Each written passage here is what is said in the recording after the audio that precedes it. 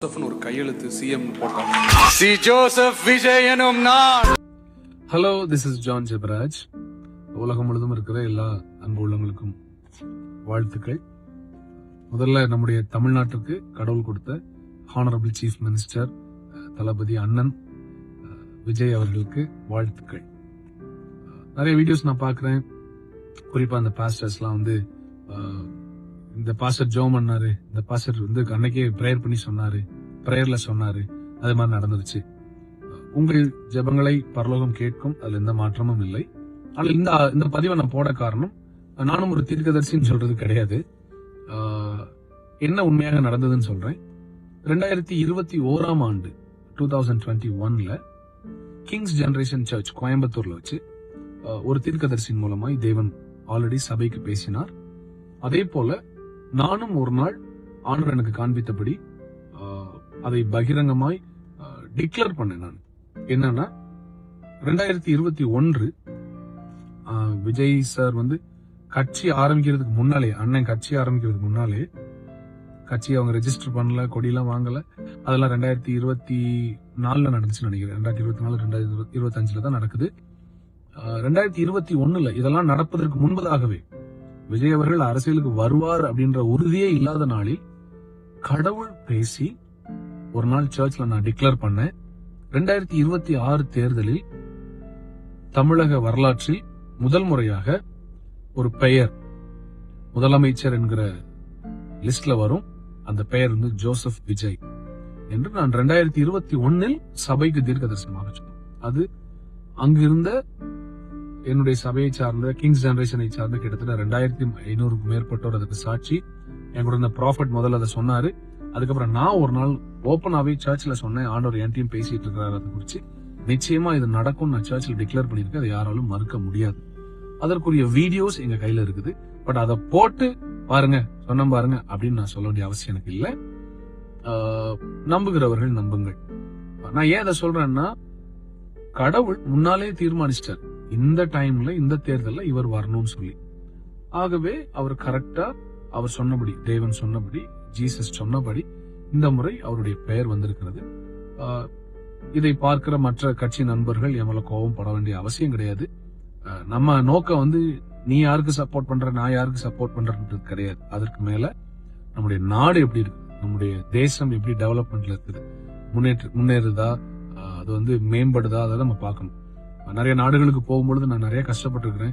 என்னன்னா, அந்த நாடெல்லாம் பார்க்கும்போது நம்ம நாடு ஏன் இப்படி இல்லை அப்படின்றத நான் யோசிச்சிருக்கிறேன்.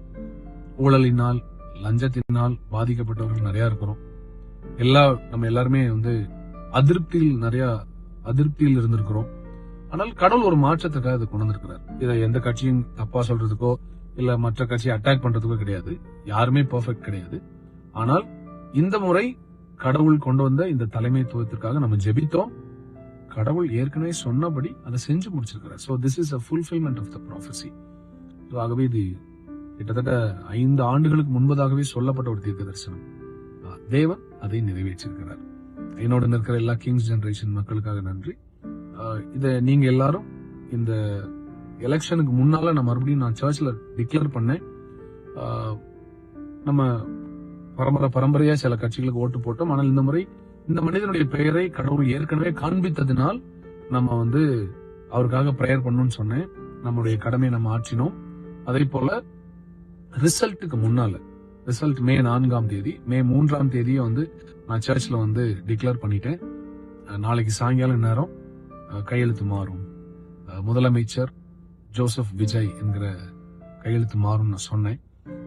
அதே போல அந்த எங்களுடைய சர்ச் ஜனங்கள் இந்த சாட்சியெல்லாம் சொன்ன கேள்விப்பட்டிருப்பீங்க. அந்த தரிசனத்துல பார்த்தது வந்து விஜய் அவர்கள் ஒரு கார்ல, அப்ப பார்த்த காட்சி. ஏன்னா இந்த ஒயிட் ட்ரெஸ் போட்டிருந்தா தானே ஒரு அரசியல்வாதி நம்ம புரிந்து கொள்ள முடியும். அப்ப பார்த்த காட்சி ஒரு ஒயிட் ட்ரெஸ் போட்டு ஒரு கார்ல வராரு. அதுல சிஎம் எழுதிருக்கு, இந்த ப்ராஃபிட் சொன்னாரு. அதே போல நானும் டிக்ளேர் பண்ணேன். போன வாரம் சர்ச்ல கூட இந்த எலெக்ஷன் ரிசல்ட்டுக்கு ஒரு நாள் முந்தின நாள் நான் சொன்னேன், நாளைக்கு நேரம் ஜோசப் விஜய் என்கிற பெயர் வரும், பிரேயர் பண்ணிக்கோங்கன்னு சொன்னேன். கடவுள் சொன்ன மாதிரி கடவுள் கொண்டு வந்துட்டாரு. சோ இதுல வந்து கிறிஸ்தவர்கள், இந்துக்கள், இஸ்லாமியர்கள் என்கிற பாகுபாடெல்லாம் கிடையாது. நாம் எல்லாரும் மனிதர்கள், நாம் எல்லாரும் தமிழ் தாயின் பிள்ளைகள். அதனால இந்த காலம் கொடுத்த இந்த ஜெனரேஷன், இந்த தலைமுறை கொடுத்த தேர்ந்தெடுத்த தலைவரை நாம் எல்லாரும் அரவணைப்போம். இது நிமித்தமாய் மற்ற கட்சியினர், மற்ற நண்பர்கள் யாரும் வாக்குவாதங்களுக்கோ இல்ல விவாதங்களுக்கோ இல்ல இப்ப நான் போட்ட வீடியோ ட்விஸ்ட் பண்ணி இவர் வந்து விஜய் சப்போர்ட் பண்றாரு, டிஎம்கே எதிர்க்கிறாரு, ஏடிஎம்கே எதிர்க்கிறாரு, அந்த மாதிரிலாம் தேவையற்றதை கொண்டு வராதீங்க. இப்ப நம்ம வீடியோஸ் பார்த்துட்டு தான் இருக்கிறோம். விஜய் அண்ணன், முதலமைச்சர் விஜய் அண்ணன் எல்லா கட்சி தலைவர்களுக்கும் போய் எல்லாருக்கும் கை கொடுத்து நாம எல்லாரும் சேர்ந்து செயல்படணும்னு சொல்லியிருக்கிறாங்க. ஆகவே நம்முடைய நோக்கம் பிரிவினையோ இல்ல நெகட்டிவிட்டியோ இல்ல ஒரு சண்டை இழுத்து விடக்கூடாது. நம்ம முடிந்த அளவுக்கு சமாதானத்தை உண்டு பண்ணணும், தேசம் நல்லா இருக்கணும். அதனால அதே போல எலெக்ஷன் அன்னைக்கு ஓட்டு போடுறதுக்கு நான் போன யூனிஃபார்ம் நீங்க இன்ஸ்டாகிராம்ல பாத்திருப்பீங்க. அது நிறைய பேர் கமெண்ட் பண்ணியிருந்தீங்க, உங்களுக்கு தெரிஞ்சிருக்கும்.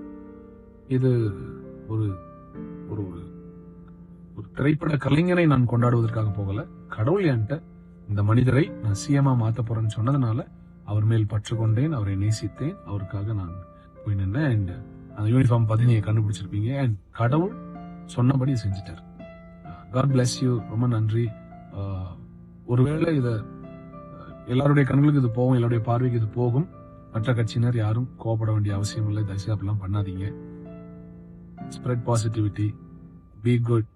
அவர் only aim is to see this Tamil Nadu, இந்த நாடு, நம்முடைய தமிழ்நாடு வளரணும். அதுக்காக மட்டும் எல்லாரும் சேர்ந்து வேலை செய்வோம். எல்லாரும் கையிலும் அது பொறுப்பு இருக்கு. அரசியல்வாதிகள் கையில மட்டுமல்ல, மக்கள் எல்லாருடைய கையில இருக்கு. நம்ம சேர்ந்து செயல்படுவோம், இந்த தேசத்தை உயர்த்துவோம். கடவுள் நம்ம கூட இருக்கிறார். தேங்க்யூ.